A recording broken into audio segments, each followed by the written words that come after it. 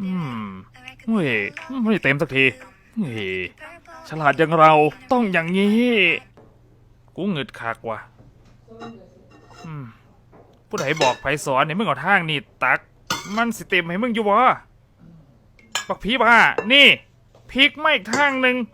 แล้วก็ตักใส่แบบเนี่ยตักใส่แบบเนี่ยมึงสิไปหาเฮ็ดอหยังแบบนั้นกูละเงิดคัก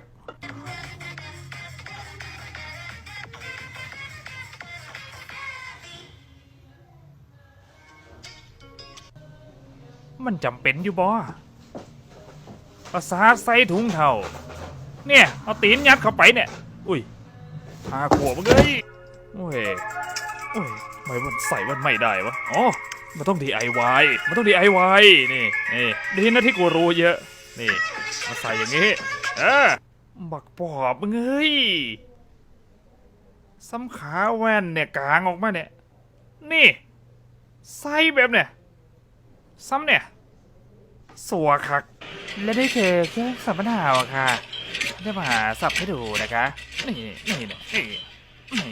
ก็เหมือนยุ่งยากกว่าเดิมหรือเปล่าเนี่ยอีหยังวะซ้ำปาดบักเน่าเนี่ยซ้ำเนี่ยมันสิบ่ง่ายกว่าบ่เนี่ยซ้ำปาดบักเน่าเนี่ยกูเงิดคักสวัสดีโซเชียลแคมนี่คือเครื่องปาดปาดฝากระป๋องน้ำอัดลมอะไรพวกนี้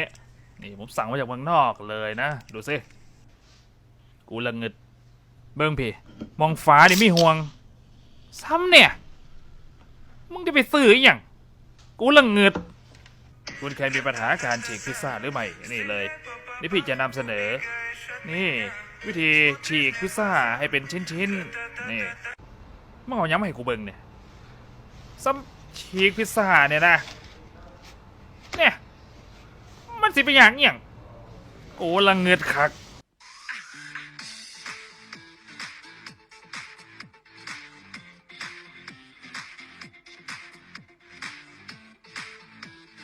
พาแดกดากมึงใส่ซอมสดน้ำบ้านมึงว่าไม่ซ่อนบ่ซ่อนเนี่ย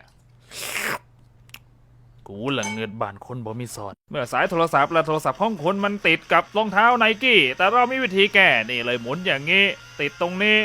คล้องตรงนี้ติดอย่างงี้แล้วก็กันไกตัดสายแหมมนี่ที่สุดของความสัวกูจักสิว่าจังใดโทรศัพท์สายชาร์จติดกับรองเท้าแบบเนี้ยมึงก็แค่ถอดตูดออกเนี่ยซ้ำเนี่ยกูละเงิดคัก